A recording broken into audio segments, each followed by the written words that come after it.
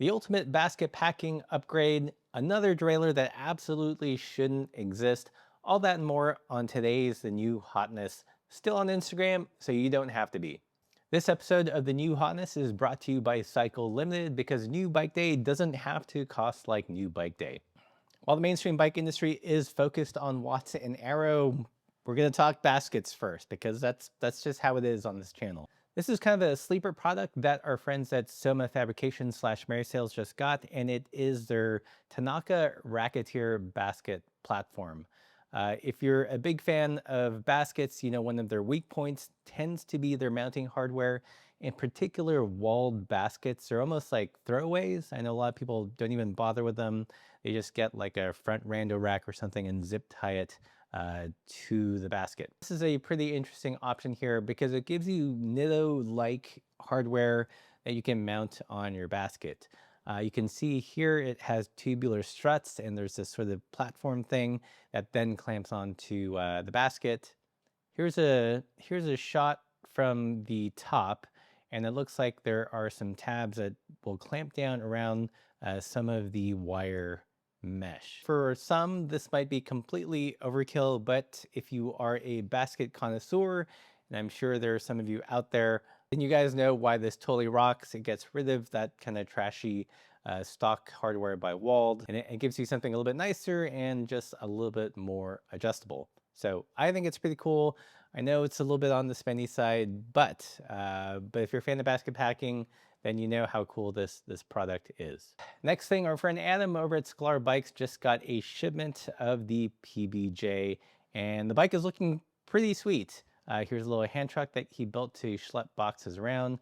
If you guys aren't familiar with this, this is his latest kind of ATB performance basket jammer is what he's calling it. So not a full-on mountain bike in terms of slackness. This is kind of his vision of an off-road touring bike. It looks pretty sweet. I love this kind of salmonish electric coral color, and hopefully we'll get one on the channel to build up and review and take on some adventures. If you're interested in the PBJ, he's got it on the website right now. It comes in two colors. One is this moss green and the other is the salmon. For me, I think the salmon is like hands down the way to go. The head tube angle is at 68.5 to 69 degree. So not like super slack, but slack enough so it's a little bit more stable going downhill. It's designed for 29 by 2.6 inch tires, although it'll clear most 2.8s, but 2.4 by 2.6 is that sweet spot. So you can put some big meats on it, which is pretty cool. Another interesting product release is by Simworks. They've come out with these mini nano micro fenders. You can see them here on this bike.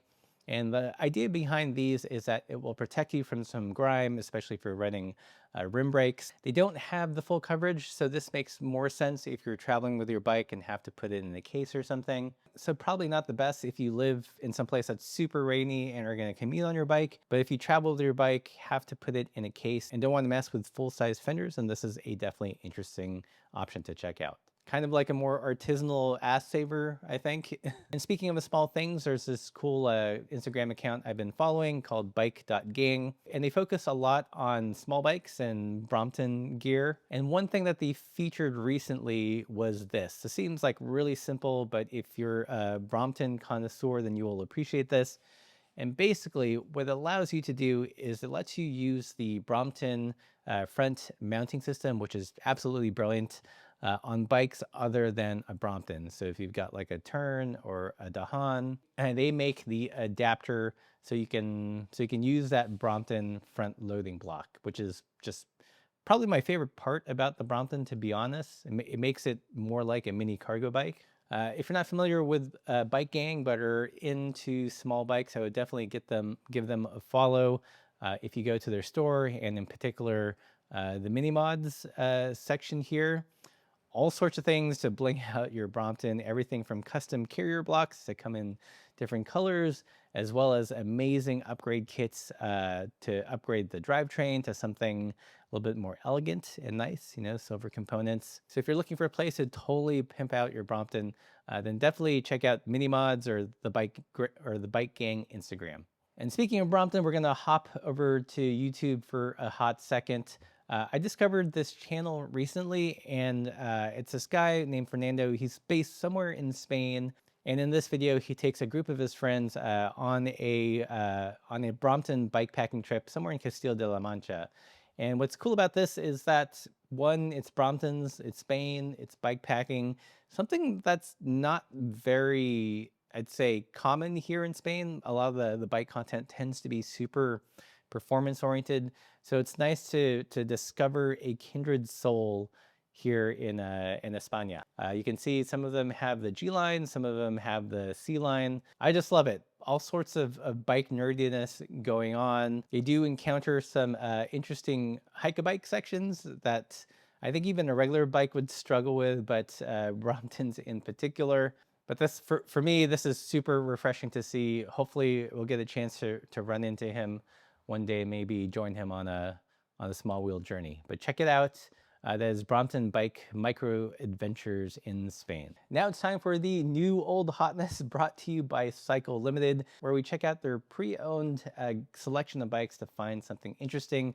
And I found a good one this week. This is pretty cool.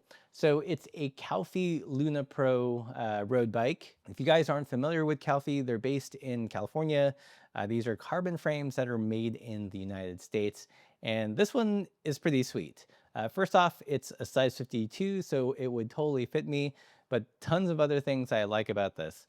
One thing is you can see that the steer tube isn't cut too low. So if you're buying this, you still have some flexibility. It is a carbon road bike. I do like a zippy bike now and again, but check it out. I know this seems absolutely silly, but they've got the 105 group set in silver. Super hard to find these days. Because this is 105 11 speed, it's kind of the perfect jumping off point if you want to do any wide range double mods. Man, that crankset looks nice. They just don't make them like they used to, do they? It's got the silver shifters, which are also really hard to find.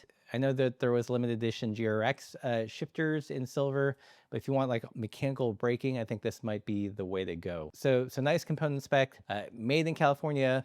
Definitely a head turner for a bike and not for a whole lot of money. So we're talking 1,600 euros. So that's still like far below $2,000. And it's saying here the condition is new. So a brand new made in California bike, silver components for under 2K. This is a smoking deal. If we lived in the US, I'd be very tempted to entertain this as a new old hotness. So back to derailleurs, Will had a little update on the Rivendell Instagram. It seems like there has been a lot of excitement about it. A lot of people asking if there's a way to put a deposit so they can get a hold of one. They don't want it to sell out. You know, Rivendell's kind of notorious for that. And he's like, chill folks, we have to order a lot of them. Everyone that wants one will probably get one. And he says the minimum order quantity was big enough.